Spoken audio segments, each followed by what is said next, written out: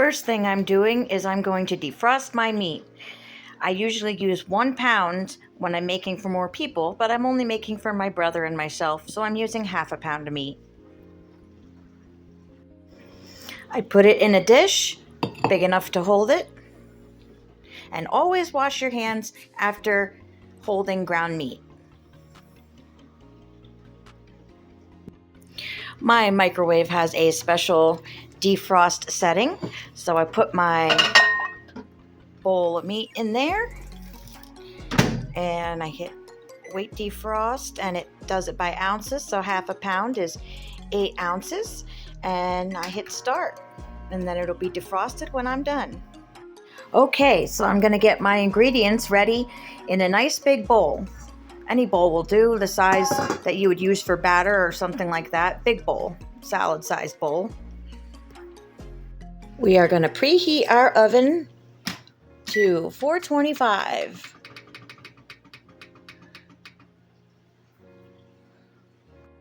I will be putting my meatball recipe on at the end of the video so you can take a screenshot. So don't worry. What's great about this recipe is it's so versatile. You can interchange so many of the ingredients and make what you want it. For instance, I can't stand paprika, so I don't put paprika in my burgers or my meatballs or my meatloaf or anything like that because I don't like it. Okay. Since I'm only using half the amount of meat, I'm going to half my ingredients, but I'm going to say the full amount of ingredients as if it were for a full pound of meat. So you're going to do 1/3 cup of plain breadcrumbs or Italian breadcrumbs, whichever you prefer, though there already are Italian seasonings in this recipe, so you may just want to use plain. Now note, I'm only using half, but act as if I'm using the full amount. So 1/3 cup plain breadcrumbs.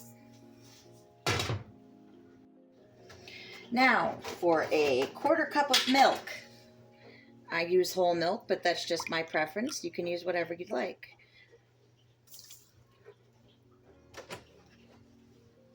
Now, if you're fortunate enough to own an egg in this economy, you're going to put 1 egg, or in my case, since I'm doing half the recipe, I'm putting approximately half an egg, but if you're doing the whole recipe, you do 1 egg.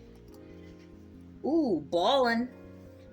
Okay, now we need 1 tablespoon of olive oil, or in my case, I use fresh, avocado oil and olive oil mixed together, but that's just my personal health preference. And note, I'm using half, but 1 tablespoon of olive oil approximately, or whatever oil you have on hand. And if you don't have any of these ingredients, usually the meatballs will come out okay, missing 1 or 2 of the ingredients. These are just my personal preference for optimal ingredients for what I like, but you know, we work with what we have around here because money's tight, don't we? Now it calls for 1 tablespoon of Parmesan cheese. I like Parmesan Romano personally, and I'm going to use about half a tablespoon for my half recipe, but it calls for a whole tablespoon. Right, now for 3 teaspoons of fresh garlic.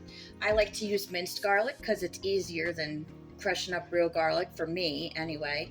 And I prefer organic, but we ain't got it like that right now, so we're using regular store brand.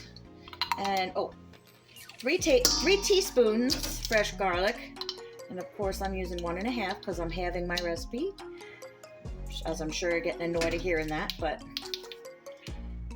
so it calls for 3 teaspoons fresh garlic, or 1.5 if you're having. Okay. It calls for a teaspoon of salt. I like using this store brand sea salt, but I use the fine kind. I mean, that's what I bought, and this stuff is so powdery. Like, I ain't seen powder this fine since, well, anyway. So I'm using half a teaspoon of salt, because I'm having my recipe, but it calls for a full teaspoon of salt for a full pound of meat. Now about a half teaspoon of black pepper. A teaspoon of onion powder. Onion powder. Of course, I'm using half a teaspoon because I'm having my recipe, if you haven't heard. But for a full pound of meat, a full teaspoon of onion powder. Powder. And half a teaspoon of thyme, because we ain't got time for bland meatballs.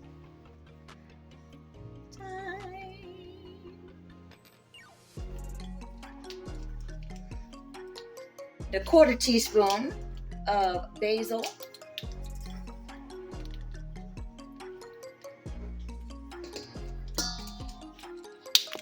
Quarter teaspoon of oregano. I know that don't seem like a lot, but they do make a fine appearance. They are strong, especially when you use organic, fresh ingredients. Mix up our ingredients. I like to use a whisk, but that's just personal preference. You can use a spoon, you can use a fork, you can use a knife, you can use your elbow.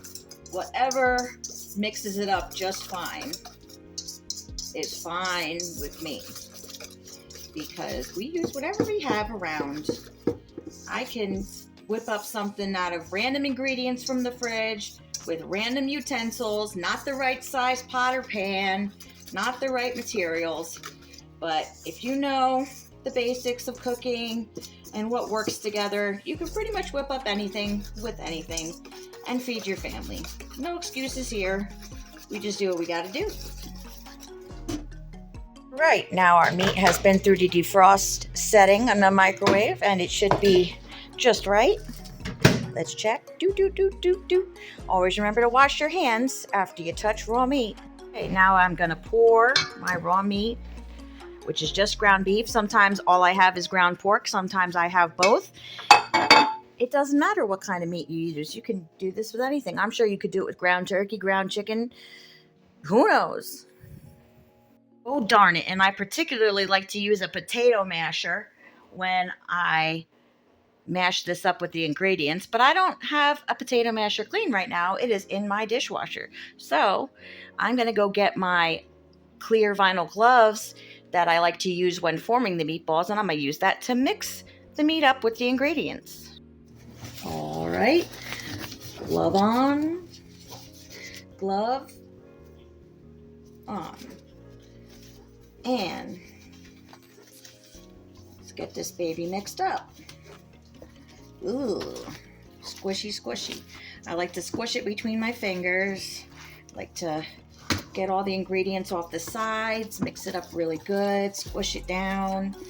If I was using my potato masher, which I like to do, I'd push it down in the potato masher like that, and then mix it up, and then push it down again. So we're gonna do lots of mixing. Mix, mix, mix, mix, mix, mix. It's pretty good to me.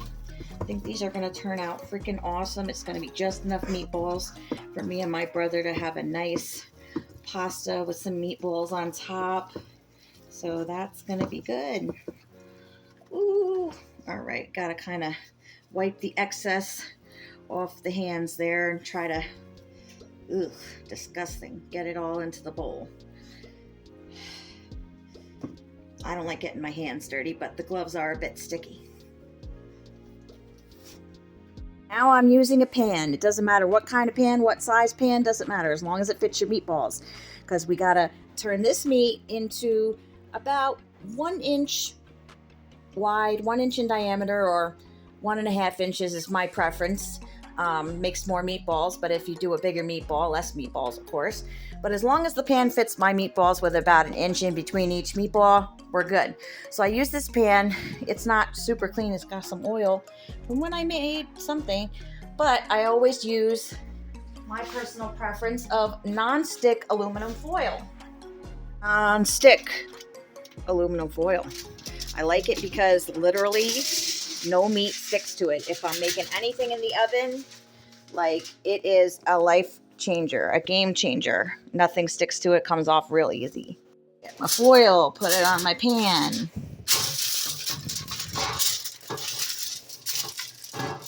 All right. Now I got to get them nasty gloves back on. All right, now we got our meat. Let's see, about that much, I think. Like, fits in the cradle like 3 fingers. Gotta roll it up as best I can as it sticks to the glove, but you may do. I'd say that's probably 1.5 inches or so. And pop it right there onto our pan. And we're gonna make a few more, just like that. Ooh.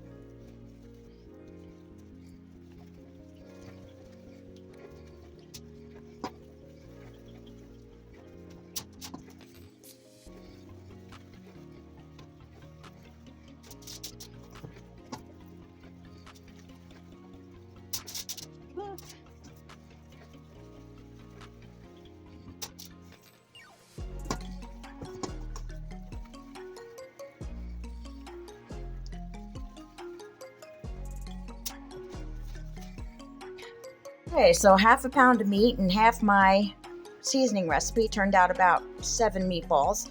Some are different sizes, but that's okay. We're not cooking for the king or queen, just me and my brother, just our families. And if they're picky, well, they can always go eat at the diner. So about 7 meatballs, and we are going to plop them in our 425 degree preheated oven. Right there like that. And they're going to go in there for 20 minutes.